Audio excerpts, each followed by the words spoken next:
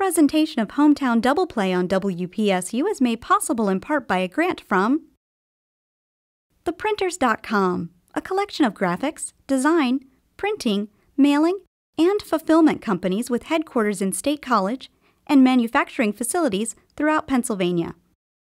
Communications and Business Solutions, theprinters.com.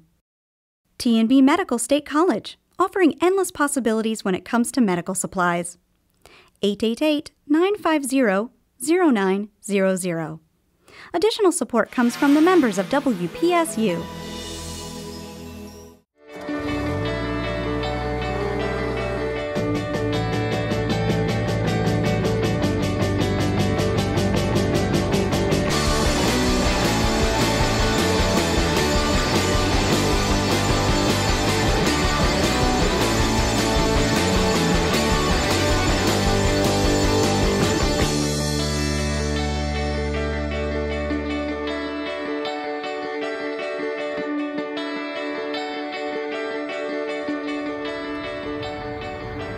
Almost anyone who comes out of high school or college ends up with an entry-level job. Rarely do you end up on the executive level.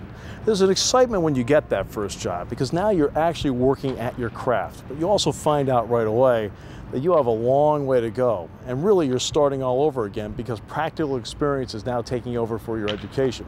Baseball is very much a business. In fact, when you look at the game of baseball, it really is a job. You start at an entry level like State College, Pennsylvania, and then suddenly you get a promotion to Hickory, North Carolina, or maybe Lynchburg, Virginia. And you probably feel like you're on your way if you're in Altoona. And then in Indianapolis, you're a trade or an injury away from being in the show at PNC Park. But it works both ways. As you ascend, sometimes you stall, and at other times, you're sent back and you have to rebuild your career all over again. So what is it like for a player to be moved up or moved down? ¿Cómo tú te sientes? Pero es una ansiedad, uno se siente con una ansiedad muy grande en el cuerpo porque uno sabe que está haciendo el trabajo, pero también sabe que lo van a subir y uno está como esperando que le digan el sí o el no, y es una ansia muy grande. You say you pretty much feel a lot of confusing because you know you're doing the job, you know you're doing well, so you're just trying to get to the field, and then maybe they're going to call you in the office and the coach is going to tell you what's going to happen. You feel just confusing. It's not a good feeling, actually. So how does a manager go about telling a player he is on his way up? I think it was 2:30 in the morning. I got a phone call and I thought my alarm was going off. And the manager said, listen, I finally got some good news for you. You're going up to AA tomorrow morning, so get your stuff ready and go down to the trans room, get your itinerary. I'm like, right now? You know, get out of bed. But no, it was good news, and I'm just happy to be here. I was down in Florida, and Princey had called me into his office and sat me down, and there's nobody in there. And he goes, you're getting out of here, you're getting bumped up to State College, so it was real exciting. Once a player finds out he is on his way up, how does it affect their attitude? Excitement, anxiety, just thankful actually for the opportunity to move up. It's exciting. It's a feeling inside that it's tough to describe, and you get a little nervous, but then you show up at the park and you realize it's just like every other time you play baseball. It's the same thing. It's just a little bit cleaner, a little bit faster, and you get a little jitters, but hopefully they go away after a while. Bueno, me siento demasiado así con una emoción muy grandísima porque se ve como un progreso en mi persona. So you feel really proud and really good with yourself because you see progress. When you get moved up, it's mean like you made some progress in the organization. The core group of guys here were my teammates in Lynchburg last year, so I'm familiar with them. And when I step on the baseball field, I'm in my comfort level there. So it hasn't been too big of a transition for me that way.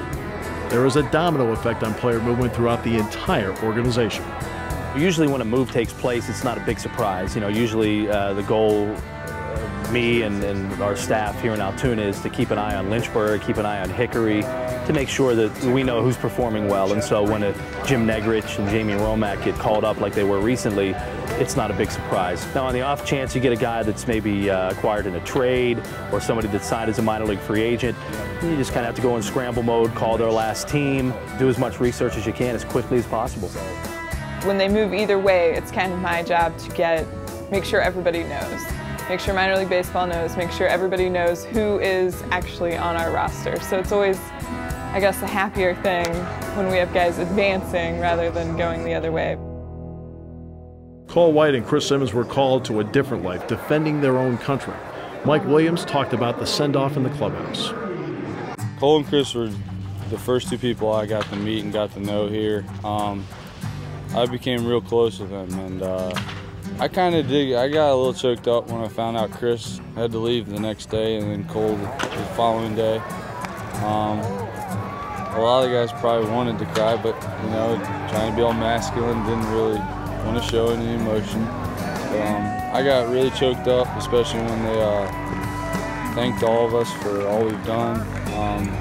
They each had to say their little piece at the end in the clubhouse, and it's just, I have so much respect for what they do. Time now for the Pirates organizational report, and they were in the thick of the trading deadline. Jason Bay was sent by the Pirates to the Boston Red Sox in a 3-team trade that sent Manny Ramirez to the Dodgers.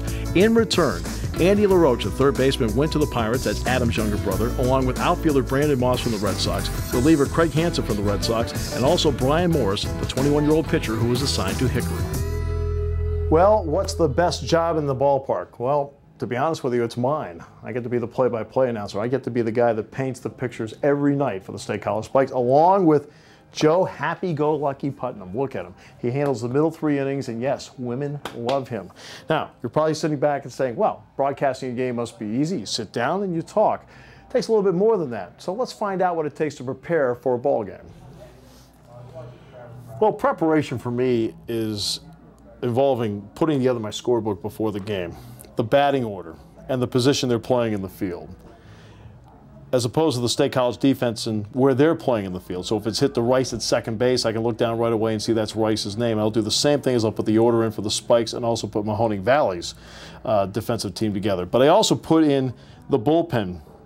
Which right-handed pitchers are available late in the game? Which left-handed pitchers are available? I'll also put in the reserves, left and right-handed hitters, so late in the game, if they're playing situational baseball, I know exactly who's available on both sides. So when the game unfolds, I have all the information in front of me, plus plenty of statistics, lots of statistics, pages and pages and pages of statistics. You have to be very careful as to which ones you use and which ones you don't use, because you do not want to burden the listener with too many statistics. They're playing him deep all the way around, including Webb, who has binoculars in center field to see the plate. Just kidding. That first pitch is a strike, and Guerrero's ahead 0-1. 90 on the gun that time for Emilius. Okay, baseball announcing basics. Number 1, paint the picture. You know, where are the fielders positioned? Are they deep? Are they even with the bag? Are they charging? Are they at double play depth? You know, is it a left-handed hitter, a right-handed hitter? How big is the lead at first base? My job is to paint the picture of the game so that somebody listening at home or somebody driving along a highway can picture exactly what's going on. He belly flops to the home plate and an inside the park home run. On the ground, inside the bag at third, it will be extra bases. Anderson around third, he will score. Biela's on his way to third, he'll make it there, and Lattimore has himself an RBI double. The set by the lefty Young. The 2-1. Foul tipped into the mitt. 2 balls and 2 strikes. Next up, the fielder takes you to the ball. The other part is, on a baseball basic, you can never say inning and score enough during the course of the broadcast. 2 gone here in the second inning, and we are scoreless. Only 1 hit so far. That belongs to Matt Payne, and he was wiped out on a 4-6-3 double play. As this chapter of hometown double play continues, we will hear from Spikes hitting coach Sid Breen. You know, I've been around the game of baseball for quite a while. I mean, it's, you know, this is just professional baseball, but I've been trying to teach high school kids and elementary kids and you know, the fundamentals of the game.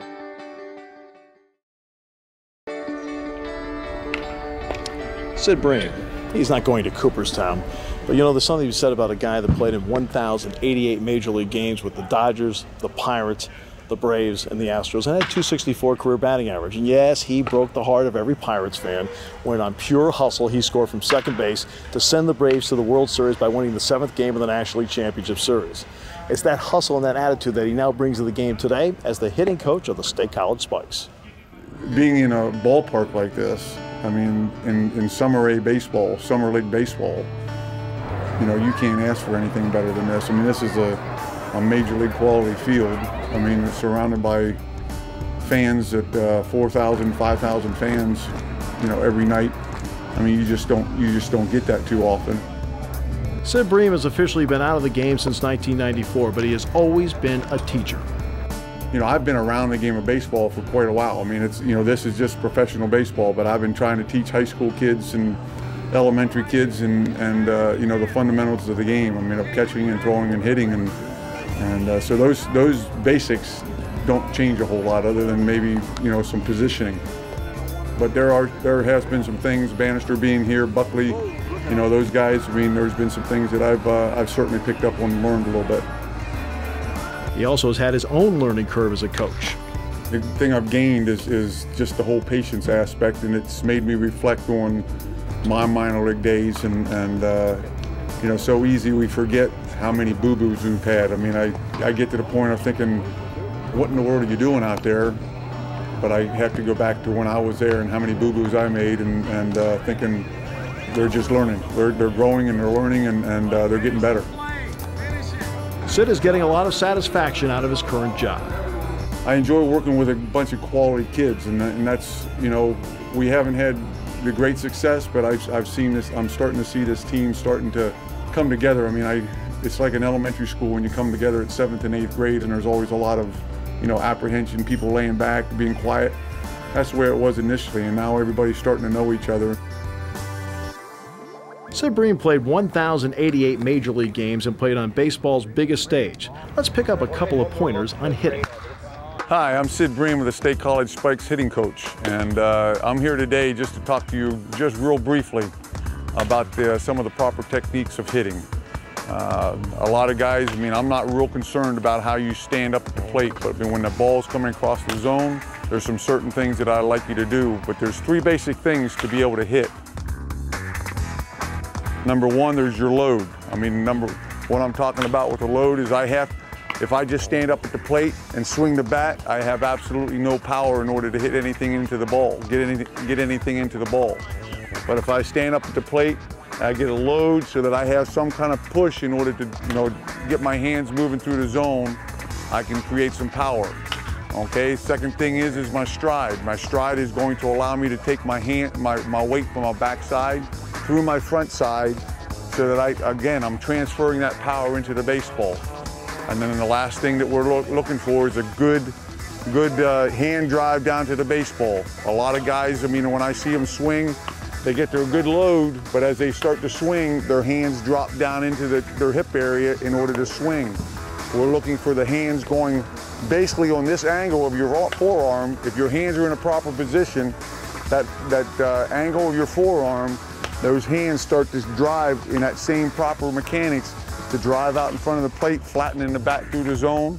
And I mean, if you do that and put the bat on the right zone, you can hit the baseball pretty consistently. And so that's what we're looking for. But I will say also this, keep it simple. I mean, if I got my hands up in the air like this and I'm opened up to the pitcher, I have to close all that up in order to be able to hit the baseball. If I keep everything going, my shoulders, my hips, and my knees, everything going straight at that pitcher, get my hands in a strong place, and drive those hands to the baseball, I can keep it real simple, and I can hit the ball consistently. Curve manager Tim LEIPER sees plenty of progress from his team. We've moved some guys up from A-ball, and the energy's a little bit better. We got a kid named Angel Gonzalez that's playing shortstop for us now, and in his first week here, he scored from first twice on singles to give us walk-off victories. And you know, everybody else that's come up is kind of like him. We kind of rally around our speed and our energy, and you know, we got a good young player named Jim Negrich who was hitting 370 in Lynchburg, and hasn't really slowed down since he got here at all. Jamie Romack's a kid that had 18 home runs down there in about half a season for Lynchburg. So it's nice. We're moving guys up. We're doing things that we want to do. We're getting our young players up to levels where they've never played before. And right now, I kind of like the way we're playing, and we've done a great job since the All-Star break. To me, August, I always say this, it's where men are made, and it's a test of character. And baseball doesn't build character, it reveals character. And I think that's what you want to see, because I think you can tell a lot about guys right now, and it's not necessarily based on stats, but it's based on how the way they go out and play. In previous chapters of Hometown Double Play, we've had a lot of fun with the jargon of baseball. Tater, that's a home run. The old number 1, fastball. But the reality is that is simple stuff compared to what we're about to hear. A double switch. When you use it, most of the time you're losing, so it's not very good. If you look at Atlanta, Bobby Cox never uses a double switch if he can all avoid it. Mostly it's just a way to get 2 innings out of your pitcher without bringing them up to the plate in a National League game. So ideally, when you bring that pitcher into the game, you want him to hit 9th, so when you do bat, you can get through your order without having to pitch hit for him, and at least he can get at least 2 innings out there on the mound, and maybe you can claw your way back into the game without the pitcher coming up and killing a rally for you. Brad Fisher, what is a pinch runner and how do you use them? Specifically, if you look at our team, obviously we have a couple of slow guys. You know, a lot of times you use them for the catcher, which, you know, in our case I definitely would. I try to be careful about using a pinch runner. If I feel like my pinch runner, which is usually one of my better hitters, such as the case with Calvin, I don't want to take him out of the game too soon, and it has to be at least the tying run. I won't pinch run unless it's at least the tying run. We hear about the 40-man roster all the time. Jason Dombach, what is the 40-man roster? You know, the 40-man roster in a lot of ways is the goal for a minor league baseball player, because without being on that roster, you're not going to have a chance to play in the big leagues. You know you've arrived as a prospect. You know you're a big league caliber player when you're on the 40-man roster. Who's eligible? Well, you have to have a certain amount of time in the minor leagues to be able to be forced onto the 40-man roster.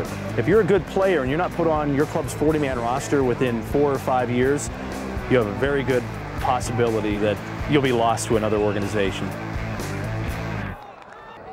The president and managing partner of the Curve for the past 7 seasons has been Chuck Greenberg. In the 10th anniversary season of the Curve, he has a memory that sticks out above them all.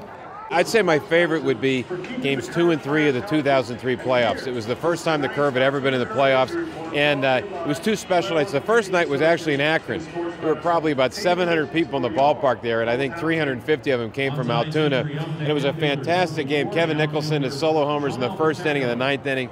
Curve came from behind and won by a run, and the bond between the players and the fans that night was unbelievable, and it carried over the next day to Game 3 that was the first home playoff game ever in Curve franchise history. We had over 7,000 people. The whole ballpark was literally just humming with buzzing with activity, and we got down by a lot of runs early, came back, had the bases loaded, brought the tying run to the plate, and it felt like the whole park was shaking, and just an incredible night, great experience. I mean, there have been a lot of great memories, but those 2 nights back-to-back rank right up there with any of them. The inning does not really end with the last out.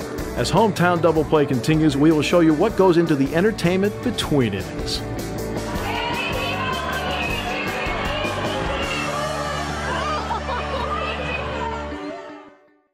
Well, the half inning is over. Team leaves the field, goes to the dugout. They're going to hit. The opposing team runs out. They have to warm up the pitcher. They also have to get the infield ready, the outfield ready.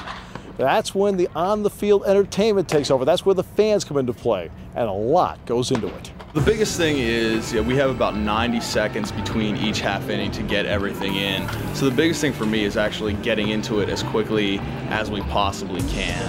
We also like to get through that little PA, somewhat quickly, just so we can get to the contest and give them as much time as they can have. Try to make it more enjoyable for the fans. We don't want it to seem to the fans that we're just rushing through it to just kind of get it done. Well, I'm a kind of quiet person, but I have to go turn up the energy level as much as possible for that 60 to 90 seconds and make sure that the fans know that I'm excited to do what I'm doing, which I am excited all the time. All right, now we're about ready to go out and do a Weiss Market Shop You Drop. And we have Joe and Joey, and hopefully they won't get too dizzy and fall over. Right, Joe? And, well, I got to go check my mic now because there's 1 out to go, and hopefully we'll have an exciting race. Hey, Mountain. Thanks, Rich. I'm down at the third base side. I have Joe and Joey, and it's time to play the Weiss Market Shop You Drop. Gentlemen, when I say go, you got to start spinning. When you're nice and dizzy, I'm going to say drop the bats and start shopping. Get your macaroni and cheese, your can of corn, your paper towels, go around the cones and race back to the finish line. You ready, Joey? Joe, you ready? Yep. Get set, start spinning. All right, start shopping. Drop the bats. Diesel. Oh, they're about a little dizzy. Come on, Joe. Get your land legs. Oh, Joe's down. Look out. We have a broken shopping cart here.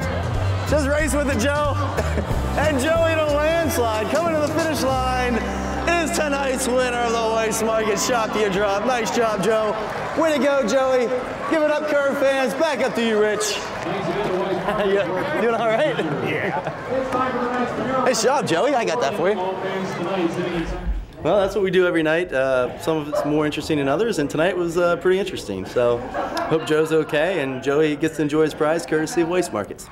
You can have all of the great games you want between innings, but you need a pair of pros to make it easy for the contestants and fun for the fans. Matt Hoover and Jen Orlando make the experience entertaining for everyone.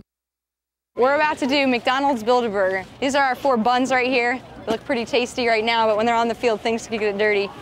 What they have to do is the bottom buns have to run down to the plates and just lay there. Top buns have to start building the burger, meat first, and then all the other ingredients. And then at the very last minute, they have to do a diving finish to finish off the burger.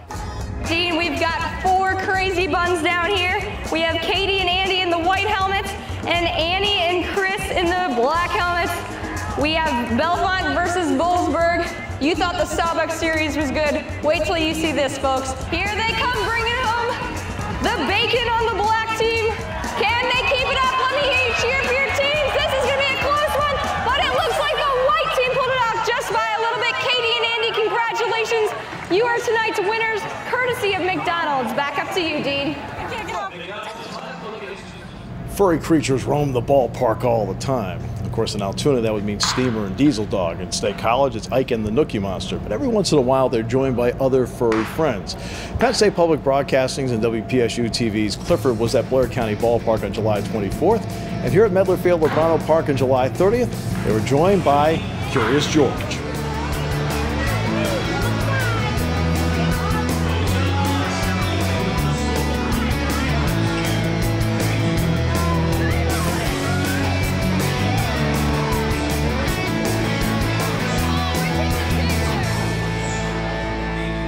State College Spikes enjoy being in the community. They are deeply involved in books and baseball. Books and Baseball is a program we came up with for school kids. In the school year, we go to schools for assemblies with Ike. We explain the program to kids, get them excited about both books and baseball. We lay out the program, which is a worksheet that they have to fill out around the bases. They write in books. They have a worksheet where they fill in a reading log. And then we continue it on during the summer. We really want to encourage kids to read throughout the entire summer, so we have opportunities 4 times a summer for kids to come here to the ballpark and read and do lots of other activities. Coming up on the next chapter of Hometown Double Play, we will take a look at what it's like to go on the road with the team and the thrill of getting back home. It's been another interesting chapter of Hometown Double Play. We had an opportunity to see the emotions of the players as they move up and down in the Pirates organization. We also had a chance to meet Sid Bream and what it takes to put the in-between inning entertainment together for the fans and why it's so much fun for them. For our entire outstanding crew at Hometown Double Play, I'm Steve Jones. Thanks so much for joining us, and we'll see you next time here at the ballpark.